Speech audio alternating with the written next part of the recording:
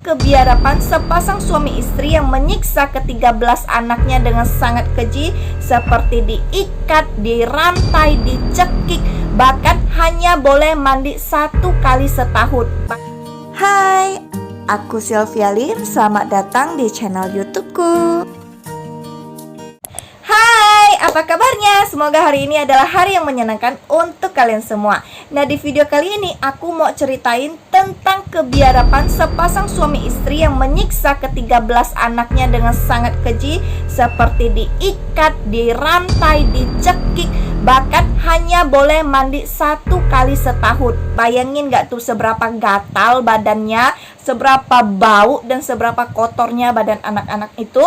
Dan kalau teman-teman penasaran, nontonin video ini tanpa di skip-skip ya. Tapi sebelum itu, dukung channel ini dengan klik tombol like-nya, terus klik tombol subscribe-nya, dan nyalain loncengnya, biar kalau aku ada upload video terbaru, teman-teman bisa langsung dapat notifikasi, jadi nggak ketinggalan dengan video terbaru dari aku.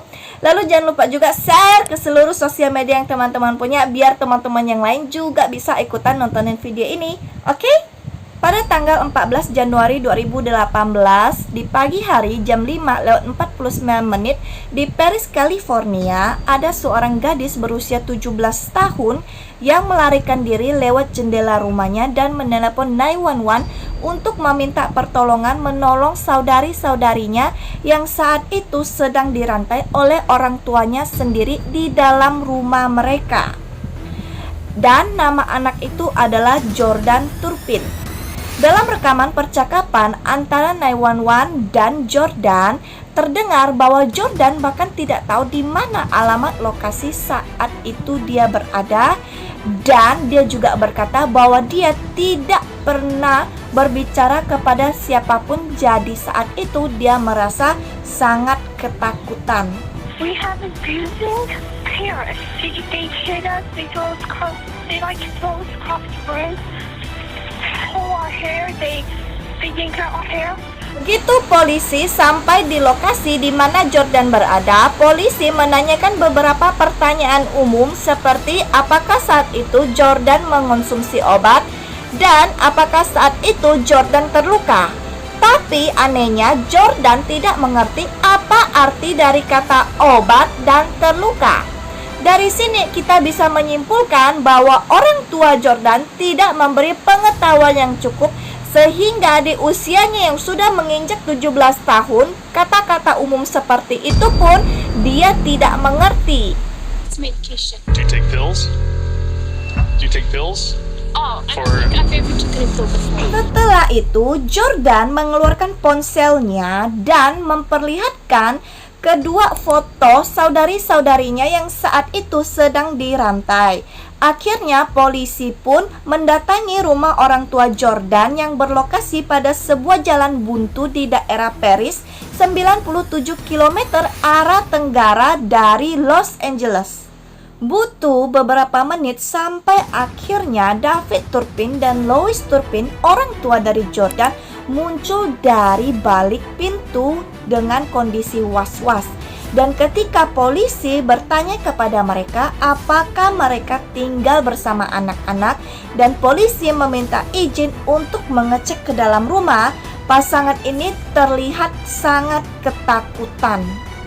Dan hasil penemuan polisi sungguh mencengangkan dan sangat memprihatinkan. Polisi menemukan ke-12 saudara Jordan berada di dalam rumah yang gelap dan berbau busuk yang sangat menyengat karena dipenuhi oleh sampah, kotoran manusia, dan lumut. 3 di antaranya sedang dirantai di kamar tidur mereka. Semua kondisi anak yang ditemukan kekurangan gizi karena sering dibiarkan kelaparan sehingga anak-anak mengalami kerusakan saraf. Yang termuda berusia 2 tahun dan yang tertua berusia 29 tahun. Berat badan anak tertua hanya sekitar 38 kg dan semua anak-anak yang ditemukan dalam kondisi sangat kotor.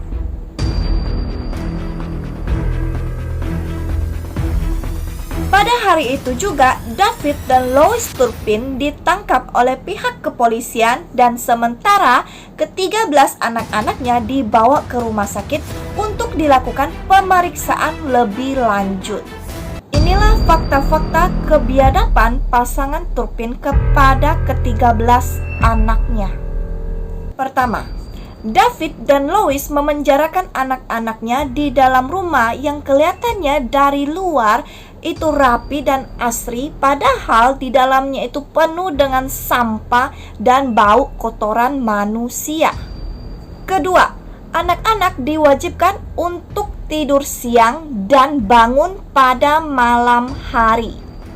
Yang ketiga, anak-anak dilarang untuk membuka jendela ataupun mengintip keluar melalui pintu. Dan keempat, anak-anak hanya boleh makan 1 kali sehari dan itu pun hanya makan roti lapis dengan diolesi selai kacang. Yang kelima, anak-anak hanya boleh mandi 1 kali setahun. Yang keenam, anak-anak hanya boleh mencuci tangan mereka. Jika mereka ketahuan mencuci di atas pergelangan tangan mereka, maka anak-anak akan dihukum, dipukul, didorong dari tangga, bahkan dicekik.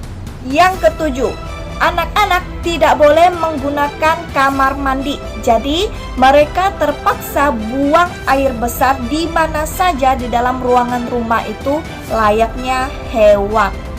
Yang kedelapan, anak-anak Turpin diteror dengan ayat-ayat Alkitab yang disalahgunakan oleh David dan Lois untuk mengontrol dan menanamkan ketakutan di dalam diri anak-anak. Yang kesembilan, Lois sering membeli pakaian dan mainan anak-anak, tapi tidak memperbolehkan satupun dari anaknya memakai ataupun memainkan mainan yang dibelinya, dan semua mainan yang ditemukan itu dalam kondisi masih baru dan diletakkan di mana saja di dalam ruangan yang bisa dilihat oleh anak-anaknya.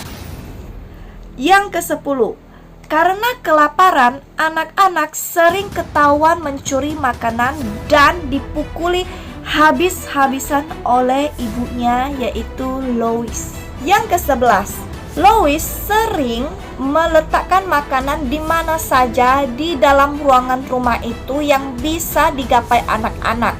Lois sengaja memperlihatkan makanan itu dan membiarkan anak-anak mencium aroma dari makanan itu, tapi tidak memperbolehkan anak-anak itu memakannya.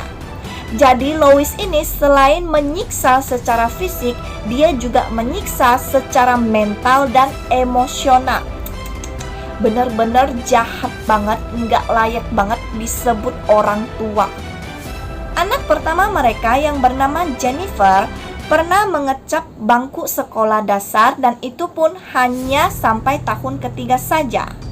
Dan waktu itu tidak ada yang mau berteman dengan Jennifer karena bau menyengat yang keluar dari tubuhnya, sehingga anak-anak lain menjauhinya. Dan setelah itu semua anak-anak Turpin tidak ada yang pernah mengecap bangku sekolah. Sesekali saja, dan itu pun jarang sekali, anak-anak akan diajak keluar rumah.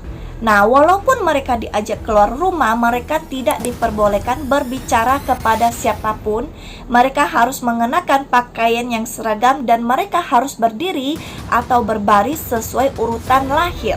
Jadi mereka tuh benar-benar dikontrol dan diawasi oleh David dan Lois Turpin. Nah, hal ini sengaja dilakukan oleh David dan Lois Turpin. Jadi mereka sengaja jalan-jalan keluar, lalu difoto dan foto ini diposting di Facebook. Ini supaya orang-orang tidak mencurigai keluarga mereka dan foto mereka meninggalkan kesan bahwa mereka adalah keluarga yang bahagia. Bertahun-tahun hidup dalam penyiksaan dan dikontrol oleh pasangan Turpin, anak tertua mereka yang bernama Jennifer sempat berniat untuk bunuh diri. Sedangkan Jordan sering mengalami mimpi buruk karena pernah dicekik oleh Lois ibunya hingga sekarat. Dan di dalam mimpinya itu pun dia memimpikan bahwa Lois, ibunya, berusaha membunuhnya hingga sekarat. Dan setiap kali Jordan terbangun, dia akan menangis sekencang-kencangnya karena ketakutan. Benar-benar kasihan banget. There, she choked me, and I thought I was going to die that day. And after that whole day happened, I kept having nightmares that I was dying, and when I woke up, I was crying so hard. Jordan mendapatkan sebuah pengharapan setelah menonton video penyanyi Justin Bieber. Dan setiap kali kedua orang tuanya tidak ada di rumah, Jordan akan sembunyi-sembunyi untuk menonton video Justin Bieber. Dan dari situ dia mempunyai kesadaran bahwa ada kehidupan lain yang jauh berbeda dari kehidupan yang saat itu dia jalani. Akhirnya Jordan dan Jennifer merencanakan untuk melarikan diri selama 2 tahun. Sampai hari itu tiba, Jennifer tidak jadi kabur karena dia ketakutan. Dan akhirnya Jordan memberanikan diri kabur dan memegang erat-erat ponsel usang yang dimiliki oleh saudarinya. Dengan ponsel inilah dia menelepon 911 dan memperlihatkan foto-foto saudarinya yang saat itu sedang dirantai dan menyelamatkan nyawanya beserta ke-12 saudaranya. Dan akhirnya David dan Lois Turpin dijatuhi hukuman seumur hidup, dan itu pun dipenuhi dengan air mata buaya. I never intended for any harm to come to my children. I'm sorry if I've done anything to cause them harm. David Turpin memiliki izin untuk homeschooling yang dinamainya sebagai St. Castile Day School. Nah, di California, kalau orang tua memberikan homeschooling untuk anak-anaknya, maka mereka wajib untuk mendaftarkan itu sebagai sekolah swasta individu.